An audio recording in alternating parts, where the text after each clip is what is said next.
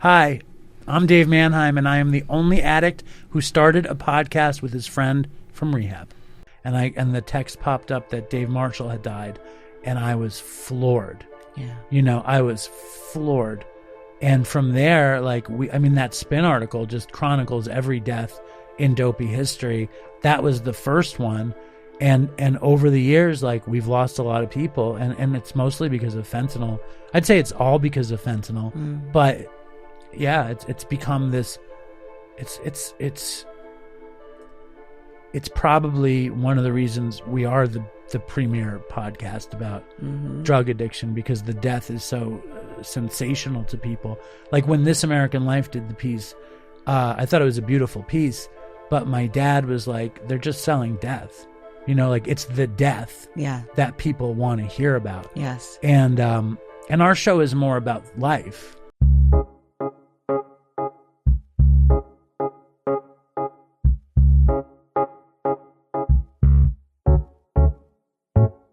I am Laura Cathcart-Robbins, and this is The Only One in the Room, but I'm never the only one in this room, because along with everyone else in the room, there's quite a few there's today. Quite a few. I'm here with my co-host, boyfriend, and producer, Scott Slaughter, who I call Hun. Hi, honey. Hi, honey. Mm-hmm. Scott S412. Right. Yeah. I'm famous. You're famous.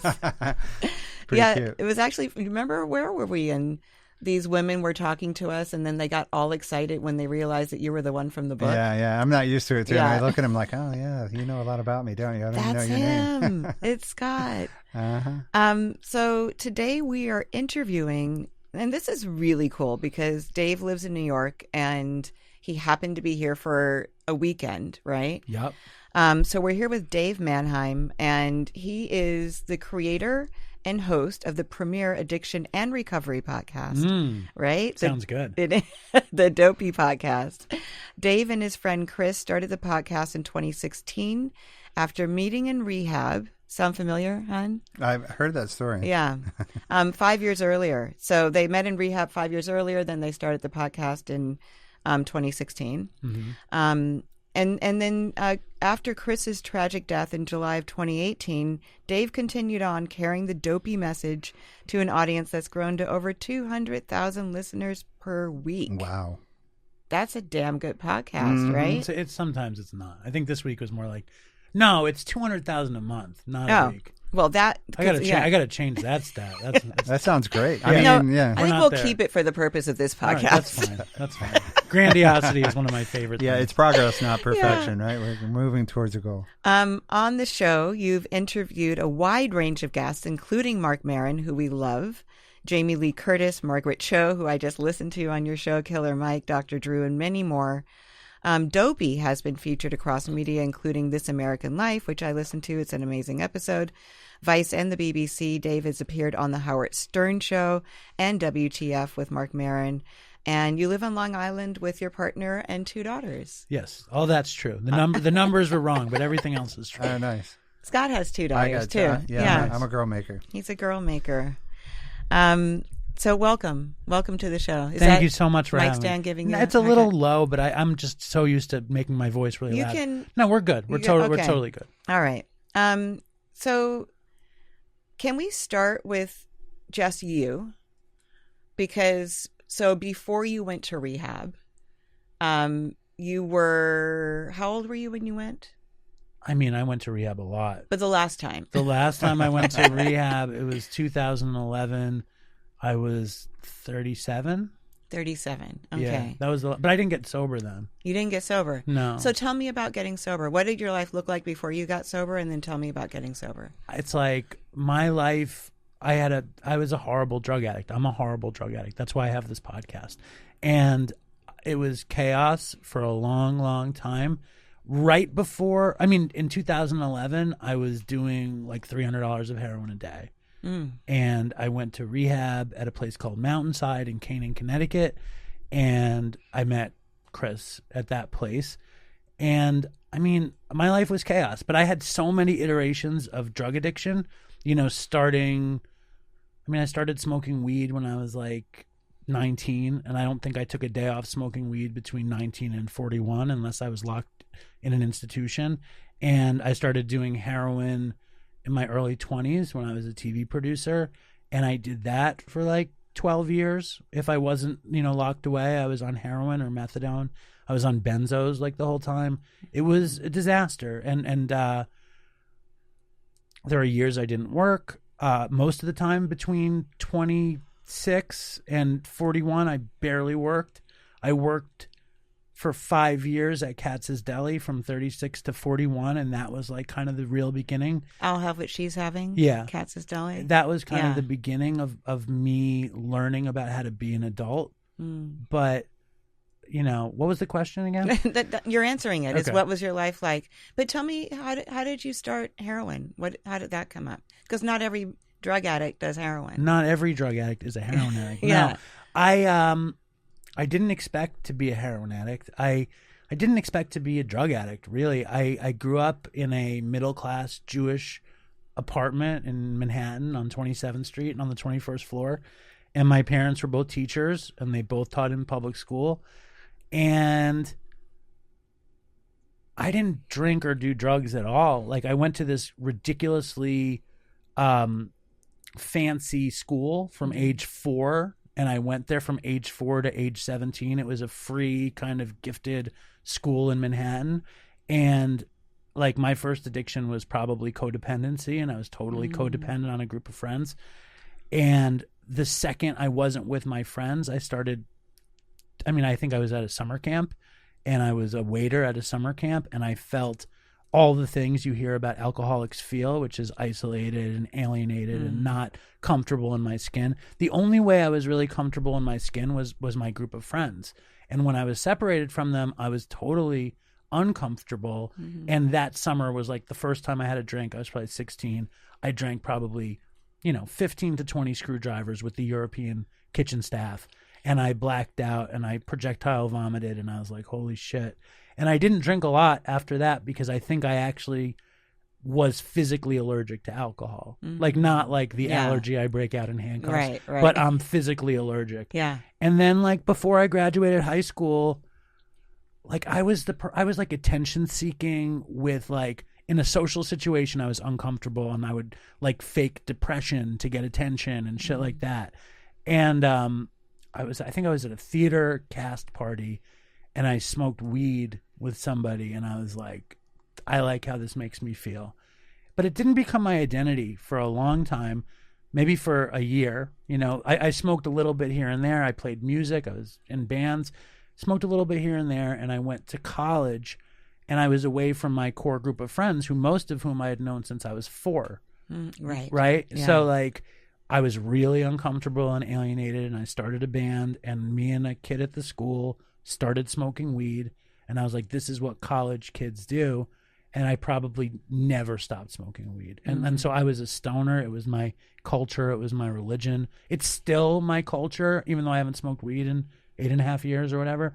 I believe in stoner culture. I don't think it's really that beneficial to anybody, but I really loved it. I also loved, like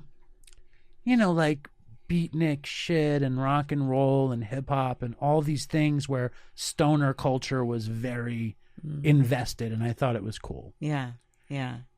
And then like I wound up working in TV and In New York. in Manhattan. Yeah. And I had a friend from college. I had a bad breakup, and I had a friend from college move into my apartment with me. I grew up in this public housing called Penn South in Chelsea. And when it's like between 24th Street and 29th Street on 8th Avenue. And when I was 11 years old, my mother put me on a list to get an apartment, and I got it when I was 22. Shut up. I'm serious. My grandparents moved into the project when it opened in the 60s. JFK opened it. My mom got a spot in like 1970, and in 1997, I got my apartment on 24th and 8th. It was a $300 studio apartment. It was amazing. And I broke up with this woman broke up with me. She cheated on me with some Asian glass blower in Minnesota. Broke my heart. And my buddy moved in with me, and I was like, as long as you supply the drugs, you don't have to pay rent. And his name was Todd, and he was a great friend of mine. And he started delivering weed for a delivery service, and he got into coke, and he found some service. Wait, for a delivery service? He delivered weed for a delivery service, and then we found a cocaine delivery service. But wait, what do you mean? How does that work? I mean, it's funny. I mean, it's not legitimate. No, it was an illegitimate Yeah. weed and coke. They were both But then illegitimate. how did you just call somebody? There was like a number to call and Yeah. you could get it delivered? Yeah. What? And I worked You're for... jealous, honey. I can see I it. am. Well, the weed service, there was plenty. I mean, there was plenty of weed services. I mean, back in the day, there were spots around Manhattan where you'd go to the spot, or you had somebody that sold you something. There were storefronts in Manhattan. There was like a dance studio that I would go to buy weed. There was record stores. There's a million weed spots. But as rent got more expensive and Giuliani cracked down and the city changed, it turned to weed delivery services. So my friend Todd worked for the weed delivery service. I actually wound up working for the weed delivery service. But at the same time, he found a drug delivery service called Indulge. And they delivered anything. And we started doing coke. And I started traveling for my TV job. And I went to Michigan to do a scout job. And when I came home, my apartment was full of kids from college who were all doing coke, and the dealer was there. It was like 10 kids. And I said to the dealer, holy shit, you're making a lot of money from my place.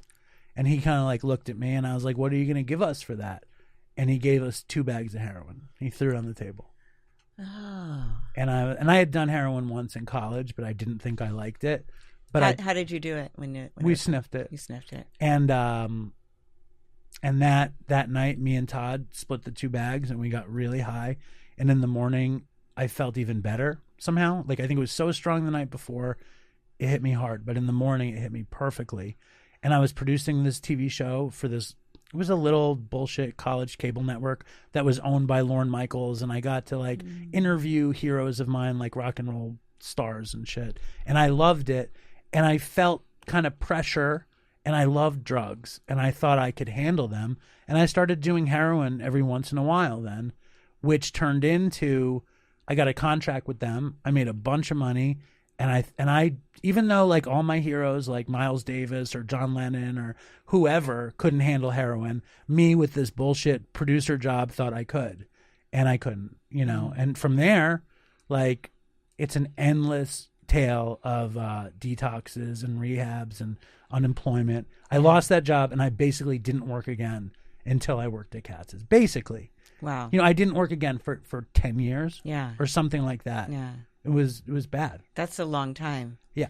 Did your heroin use evolve over time? Did it go from sniffing to anything else, or did you just ask me if I ever shot up, Laura? Yeah. What's wrong with you?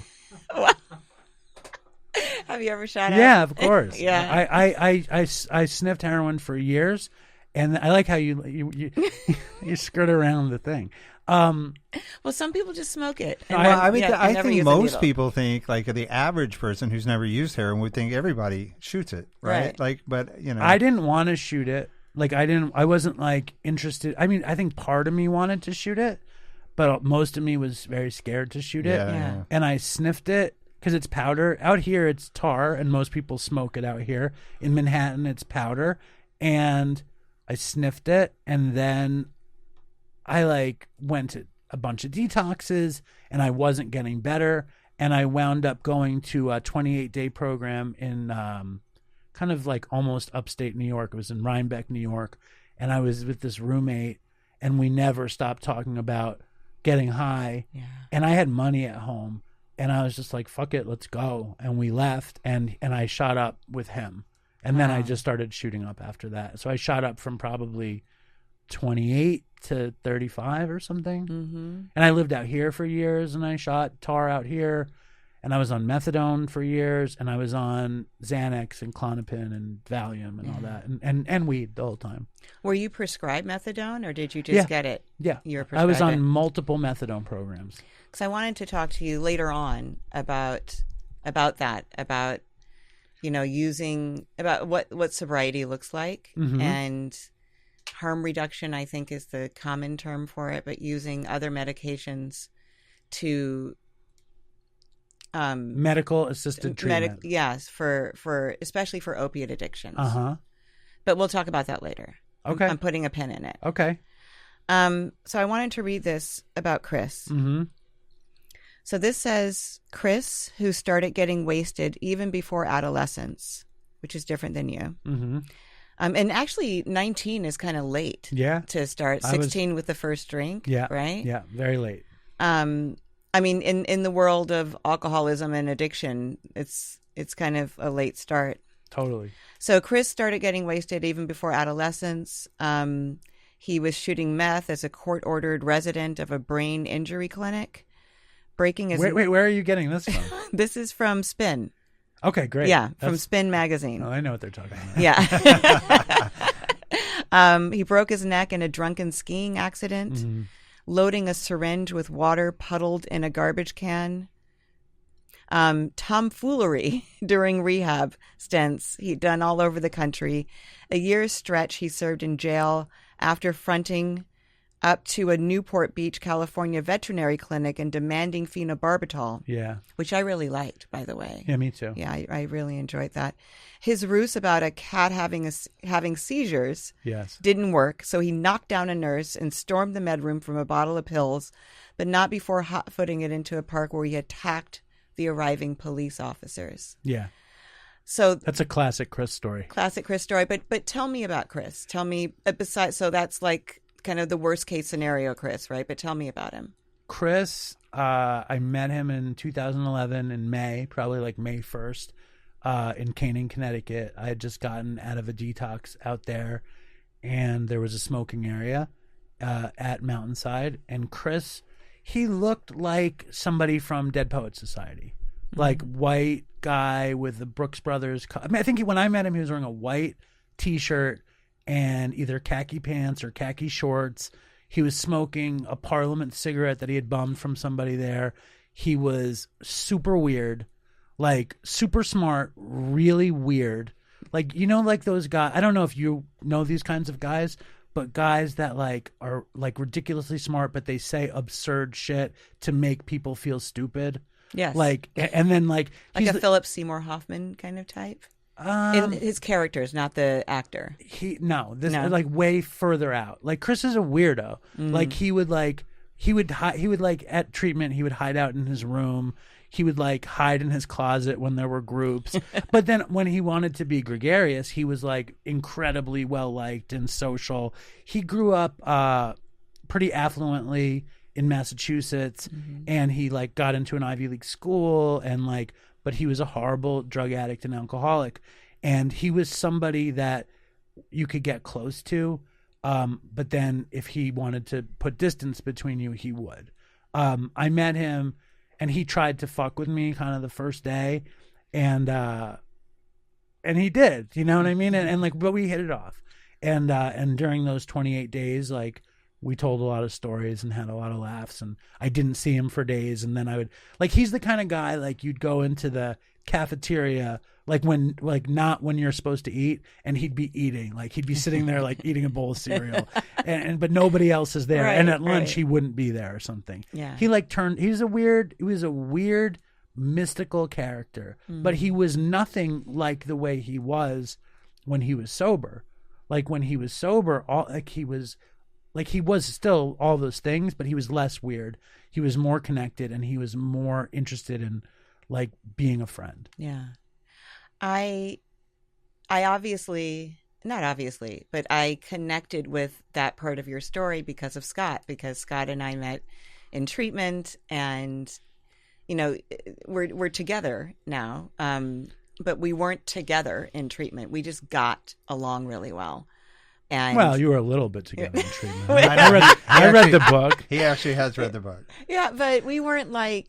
I recall some romantic cow moment. Oh, yeah. He actually did read the book. His tasseled blonde hair out of the eyes. I recall you biting his lip. I think that's more than friendship. Yeah, okay. I never bit Chris's lip. She was biting her own lip, by the way. No, you bit his lip and drew him in. Okay, I'm biting my tongue now. Because yes. Okay, so we were more than friends, but I didn't know what it was going to be. I thought it would be contained in those 30 days, whatever was happening, And we were very grandiose, dream-wise in there, not realizing what was going to happen when we got back to our respective realities. Yeah. Right. I love that. And then, X amount of years later, we started a podcast together, and this is where we are now. Uh-huh. And I just had never heard of anybody who started a podcast with someone that they met, through treatment. So were you shocked when you heard the Dopey story because it was so similar to yours? I was intrigued. I was really intrigued. I mean, the story's actually not like ours once you get into it. No. I once had a guest on Dopey. He was one of my favorite guests we ever had. He's a harmonica player named Jason Ricci, and he's a sick harmonica player from New Orleans, and he's crazy, and you should have him on the show if you ever can. But he's bisexual, and he assumed me and Chris were like a couple. And he's like, well, you're gay, right? And I was like, no. And he's like, well, you keep talking about your partner. And I was like, no, my partner, we have 2 daughters together. Chris was my podcasting partner. Yes. And it's funny because we didn't know when 2011, when we were in Mountainside, we didn't know what a podcast was. Right. In 2015, probably days before we started Dopey, we didn't know what a podcast was. Yeah. We didn't know at all.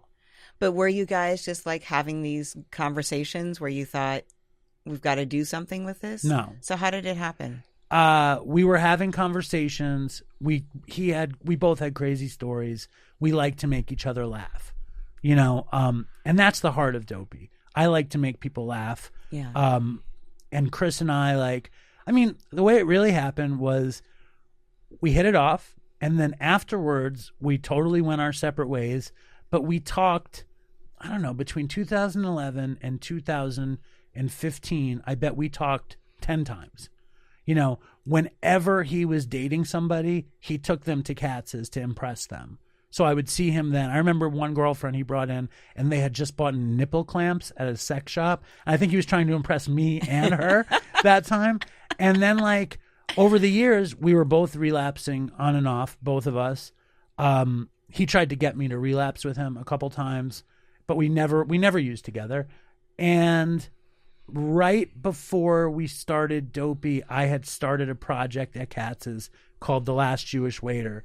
And The Last Jewish Waiter was a web series about a waiter who hates waiting tables, and he wants to have a talk show. So he does the talk show while he waits tables. And I shot it at Katz's. Funny. It was funny. Yeah. And it got a bunch of attention. Like the Huffington Post wrote about it, and USA Today wrote about it, and I think New York Magazine had a feature about it. It was a thing.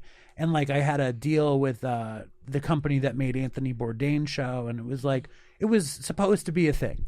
It wasn't a thing. But Chris loved the fact that I had pulled this thing off, and he was like, we should do something. And I was like, what do you do? It's like, you don't do anything. And but that wasn't true. He was a writer. He wrote for Salon. He wrote for I think he wrote for Vanity Fair. He wrote for a couple magazines. He wrote a whole science fiction novel that nothing ever happened with. I bet you people would buy it if it came out now, actually. And but he had the best addiction stories I had ever heard. And I had another friend who lives out here who suggested, he was like, what would be really cool? And this was years before when I was using. He was like, what would be really cool? A podcast about drug stories. And I remember he told me about it when I was visiting my daughter and I was using, and he told me about it when I was high.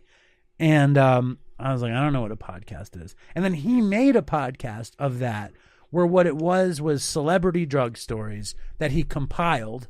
And he was like, and he wasn't a good host, but he introduced it. And I was like, I didn't think anything of it. But when Chris said, what could we do? My friend Brad's idea popped into my head. And I said, we could do a podcast about the worst drug stories that ever happened to us. Right. And we did. And you were how sober at that time? I was 4 months sober. 4 months sober. And he was a year and a half. So he had a little time on you. Yeah. Then. Yeah. And so this is something I found really interesting too, was that the concept, from what I understand, and you'll tell me, of Dopey was like what you just said, to tell like the stories of drug use or alcohol use, but not talk so much about the recovery from it. It was meant to be drugs, addiction, and dumb shit. Right. It was meant to be funny and stupid and shocking and horrible. And we did the first episode, and he told that story about roughing up the veterinarian clinic, you know? Yes, yeah. And I interrupted him like a million times to try to make it funnier. And I wanted it to be like the Howard Stern show. Mm-hmm. That's what I wanted it to be like. And I tried my best to copy it. And at the end of the show, we had both talked so much about our drug use that it occurred to us that we hadn't said we were sober. Like it was almost like we were promoting drug use. Right. So at the end of the first show, we kind of said, oh, by the way, we're sober. And recovery kind of became part of it. Yeah. But I didn't want Dopey to be one of these recovery shows. How come?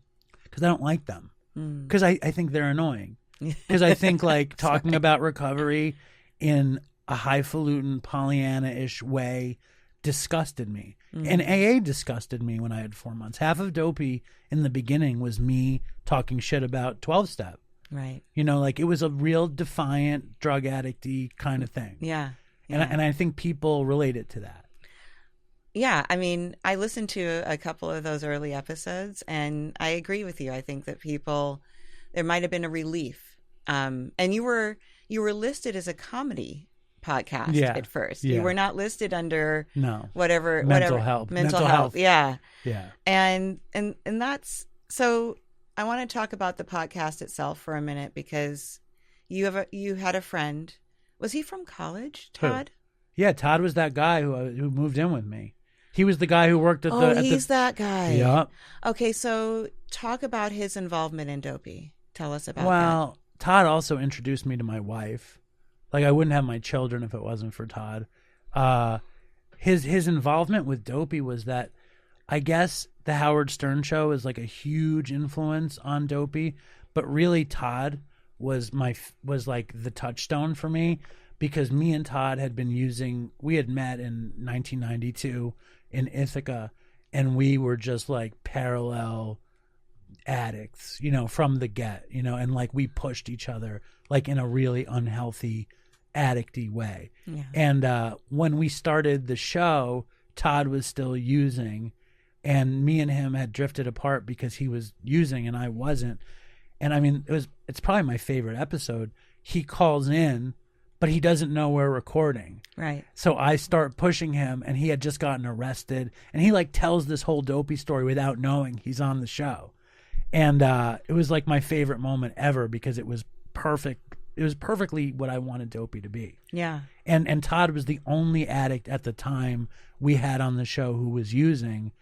But my caveat was he couldn't come to the house to record. He could only call in. And then we had him in person, and he was fucking high on heroin when he was in person, and he lied about it. And I was like, dude, you're fucking high on heroin. And then he copped to it later. And ultimately, Todd was in and out, you know, like for those first 3 years, and he died just before Chris died. Yeah. You had kind of held a third host slot for Todd, right? Yeah, I mean, Todd was so funny. You know, he was so funny, and he was like Chris and like me. He had done ridiculous things. And I don't think I ever thought he'd actually be the third host, but I would have loved it if he was. Yeah. You know? I was listening to where you were talking about getting the board. Yeah. Getting like another board. Yeah. Which is what is it, the soundboard? Well, we had recorded when we started Dopey, we didn't buy any gear. We didn't buy mics. We didn't have a mic until episode 50. No way. We talked into the MacBook Pro for 50 episodes. the onboard thing. Yeah. Wow. Because I had decided if we bought mics, we would never do the show. You know what I mean? Like, people who like buy like racquetball equipment and then they never it sits in the closet. Yeah, or skis or something. Mm-hmm. And I pictured that with Dopey, and I didn't want that to happen. Right. And I figured the simpler we made it and the less expectations we had on it, the more likely we actually would do it. Yeah. Yeah. So you had when you did have mics and equipment, you had bought like a third mic and a bigger board, right? Is that right? Chris was annoyed that I was resistant to buying gear, so he bought a mic. Oh, he bought it. That we were like talking into at the same time, like two singers singing harmony or something. It was real. It wasn't any better than the MacBook Pro, to be honest. And then we booked Dr. Drew.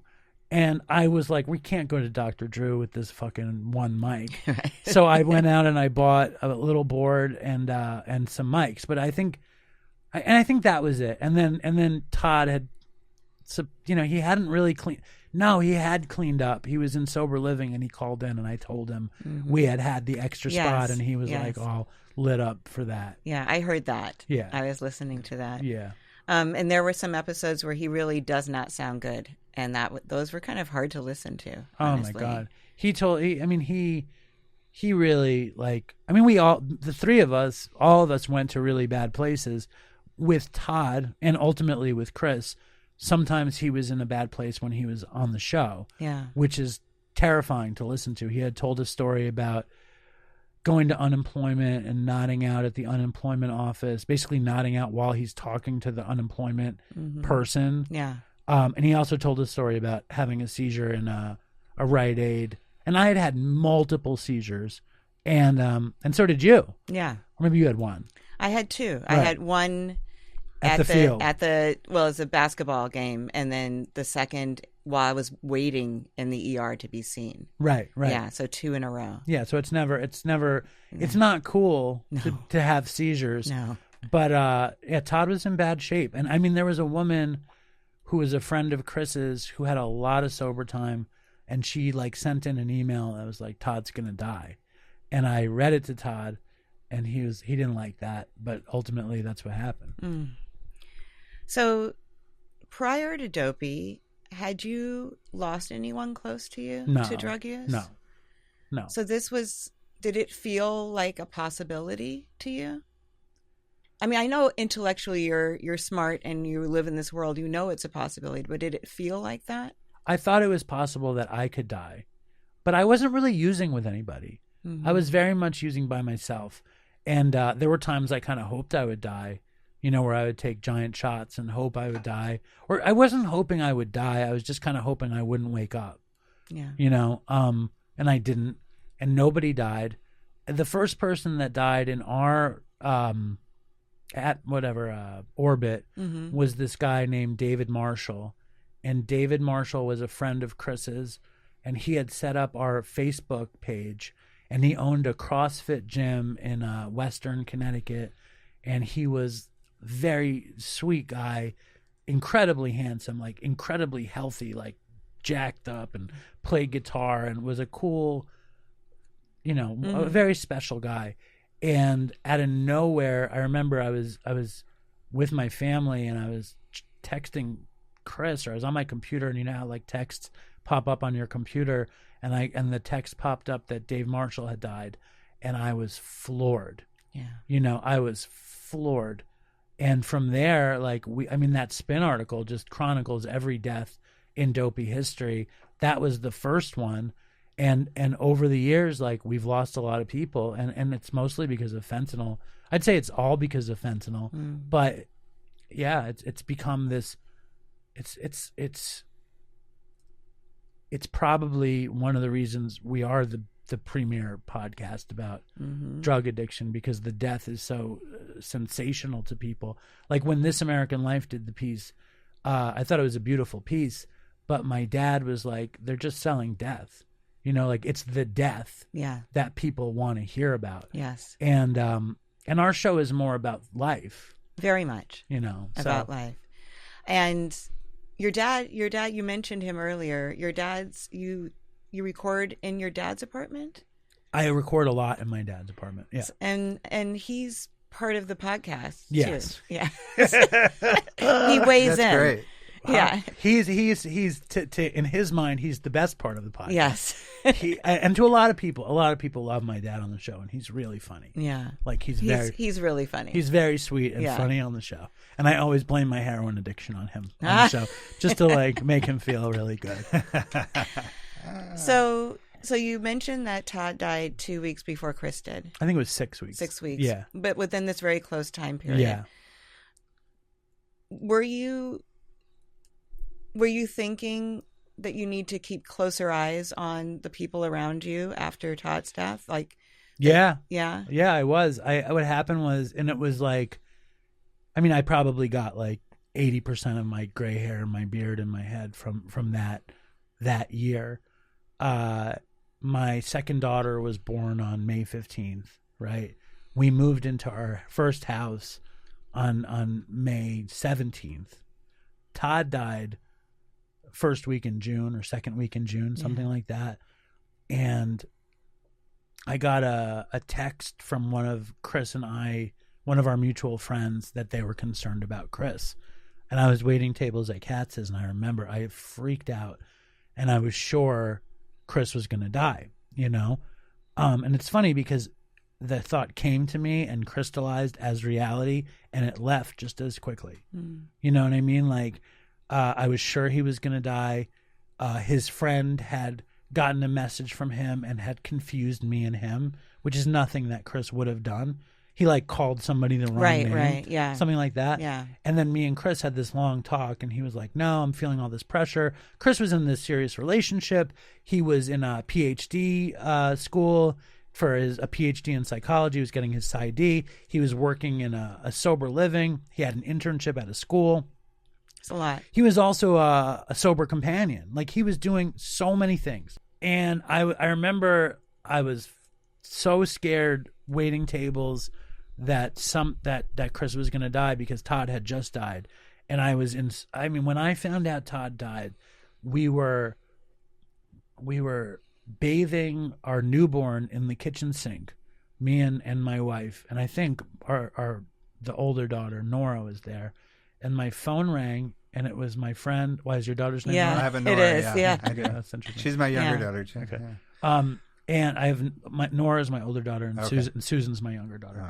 Oh. And my phone rings, and it's this guy, Rob, who is Todd's best friend, and also Linda, who my wife, who I met through Todd, her friend.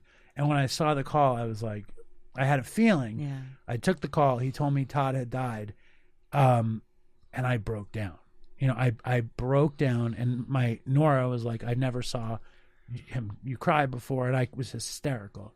And it leveled me. And then on the show, I couldn't have fun with the show in the way that I always had, because I was traumatized. I was wounded, and Chris had explained to me that he wasn't using, and that he got into something with his dad, and he had all this pressure, and I believed every word, and there was not even a lingering doubt. And maybe it's because I was too self-centered, like maybe it was because I had too much going on, but I didn't have a doubt about it, and I saw him, and it wasn't good. Like, when I saw him, he didn't look good. We didn't have a good vibe.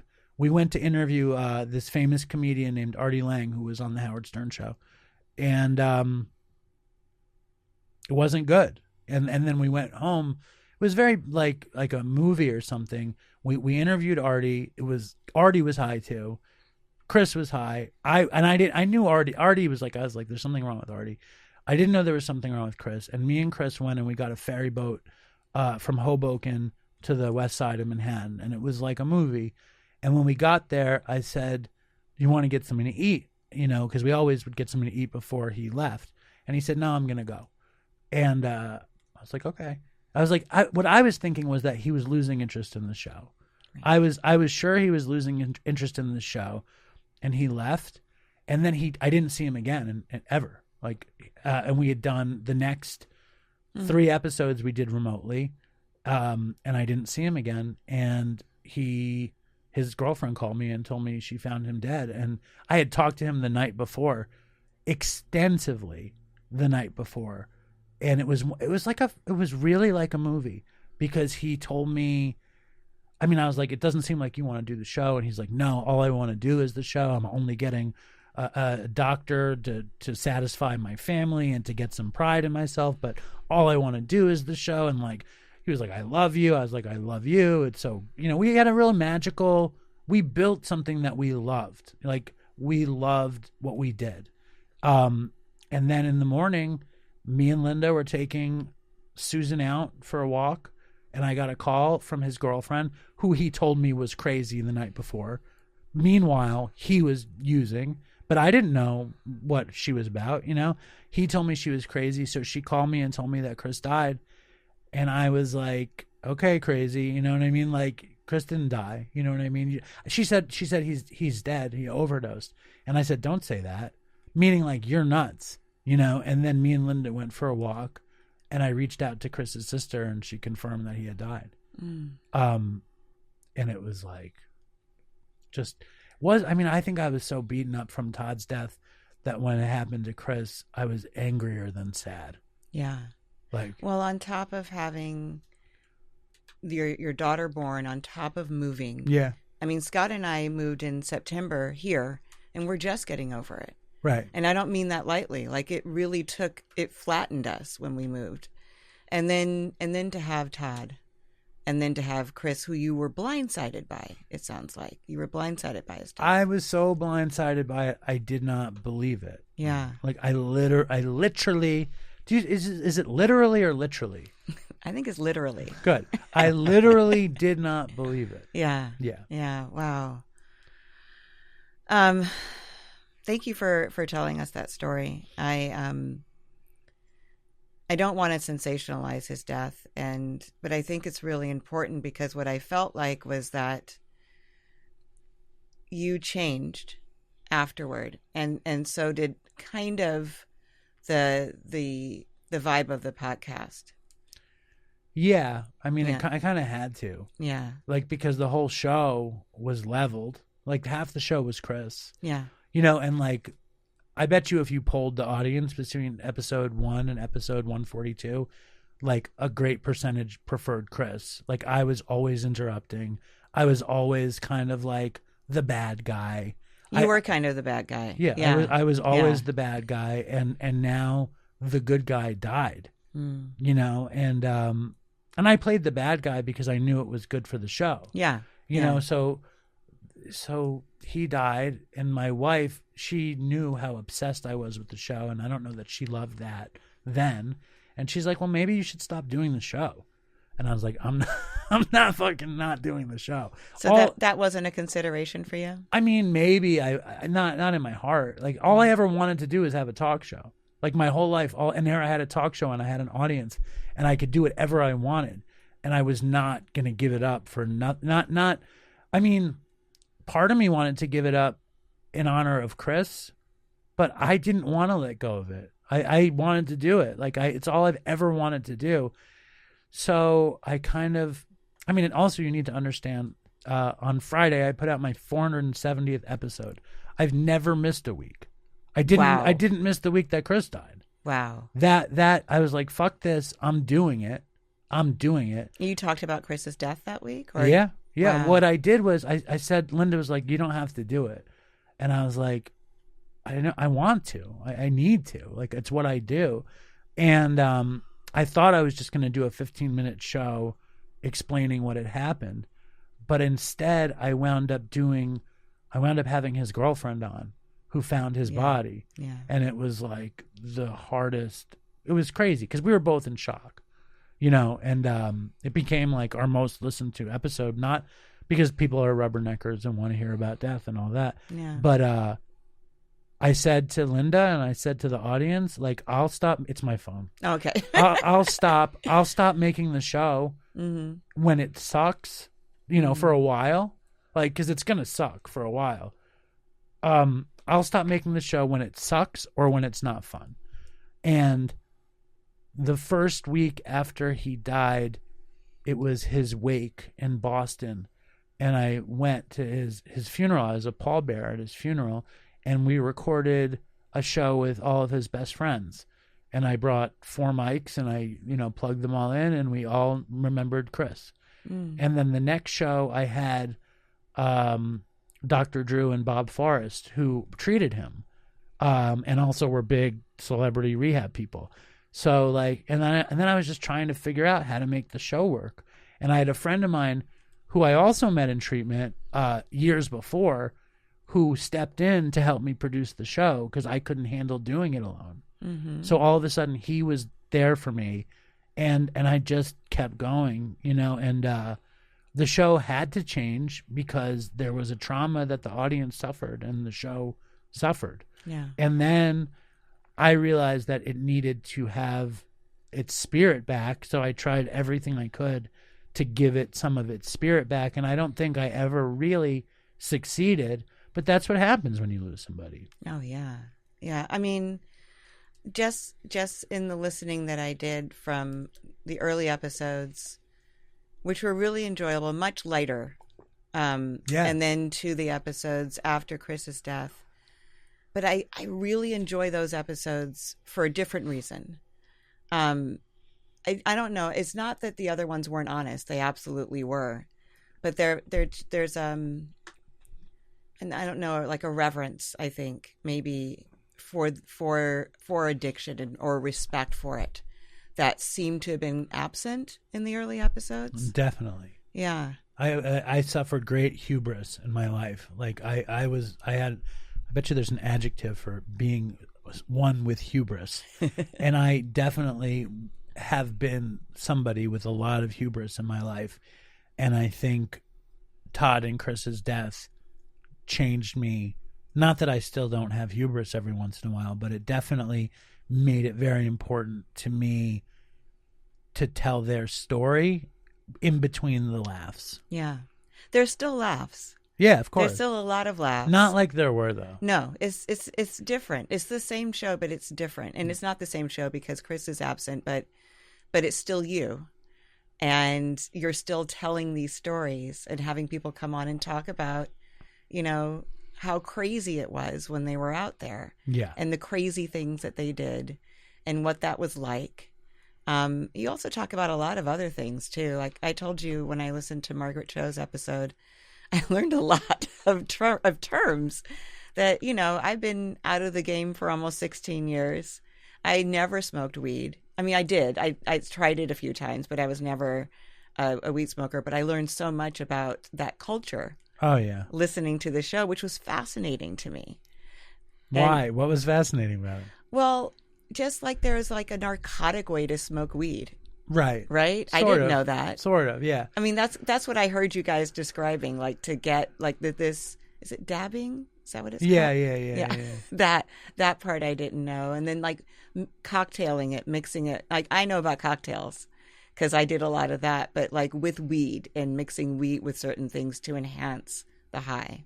Yeah, I mean, I think if you're a poly drug user or whatever, you have your mixes that you like. Yes. You know, my mix that I liked the most was a deadly mix of weed, heroin, and benzos. You know, like I loved that because I'm like I'm a neurotic New York City Jew person, and like I needed like sedatives. You know, I needed like to come down. Chris loved shooting coke more than anything. That was his favorite thing. He loved shooting coke. I mean, I did not. I mean, like it made me feel crazy. Yeah. Or shooting meth made me feel crazy. Yeah. It's all about your brain chemistry. Yeah. I mean, the show it's been around for a long time, and I recently tried to go to 2 episodes a week, but I think that's failed. I think last week was our last Dopey Tuesday. But that's when I was listening this Tuesday. Yeah, the Margaret Cho Dopey Tuesday. Yeah, I love Dopey Tuesday, but it's made me crazy. Yeah, it's too much. It's not too much for me, but I think it's too much for the audience. Oh, do you have an indication of that? I think so. Like I'm download wise? Yeah, I'm obsessed with the numbers, and it's horrible. Oh, like being obsessed with the numbers is like being obsessed with anything, and you know, as an addict, there's weird shit that makes you feel okay. Mm-hmm. And they're like not necessarily things that should make you feel okay. Sure. And they're indiscriminate, and they're like, they don't mean anything to anybody else, but they mean something to me. And the numbers, like, I mean, when Chris was alive, we would look at the download numbers, and I would be neurotic as fuck about the numbers. I remember I would text him every like week, the numbers are in the toilet, the numbers are in the toilet, and he would text me back, it's whatevs. That's what he would always say. And if I didn't react, he would worry. But he liked being the cool one to my neurotic. But somebody had to worry. It was me. I was always worried. Yeah. Yeah, I had written down your numbers that there were 500 episodes per week. Somewhere around the time that you launched, and then 500 downloads. Right. That sounds 500 downloads. I did say downloads. It's okay. That's a lot in a week, man. Yeah. And then by October, now this could, I don't have dates in here. It's okay. By October, I wrote down 1,000 downloads per week, and then episode 96, 3,000 per week, and there was a change from comedy to self-help. And then 6,000 downloads per week after Chris's death. And then I wrote down Reddit thread, lots of emails. But so anyway, it was a progression of your downloads going up and up and up. And then there was a jump. And I think the jump was around Artie Lang. Is that correct? Yeah, there was a jump with Artie. There was a bigger jump with Chris's death. And then there was like a ridiculous jump with This American Life. Yes, and that'll do it. Yeah, and then there was then we kind of went down, and then when I went on Marin's show, we got a little bit of a bump. Yeah. The thing with Marin's bump, like it wasn't a crazy bump, but for some reason we kept most of them. I would say the thing with a bump is that usually goes back down. You don't want a bump. You want a steady rise in downloads. So if you kept them, that's great. We kept we didn't keep a lot of This American Life people. No. We kept a lot of Marin's They people, dipped though. in for the death. For the death mongering. Yeah. And then they dipped out to back to Ira Glass and his world. I had a lot more that I wanted to talk to you about, but I want to be really mindful of time. Sure. So I think we're going to close it, but this was first of all, I'm so happy to have been able to talk to you in person. I see why you do interviews in person. Yeah. I mean, when we can, we always do interviews in person. Yeah. We love it. I much prefer it. And for a while when we started, we only did, and then during the pandemic, we went to remote, and then back. But this was really big for us, and I really appreciate you coming out and being as candid as you are. You're just easy to talk to. Well, that's why I do this thing. Yeah. You know what I mean? And also, like, I asked you if I could come on. Yeah. so I'm happy you had me on. I appreciate it, and I think it was cool. Yeah, it was really cool. So thank you for coming. Tell people where they can find you. It's Dopey Podcast, and wherever you get your podcasts, you can find us. Yeah, I'll be posting in my hat soon that you gave us. Oh, nice. Yeah. Sweet. Yeah, we'll for sure definitely do a promo post with the gear. Yeah, and right. Socks. And socks. Well, Yeah. it's all gear. All right. Thank you. Thanks, David. Thank you so much.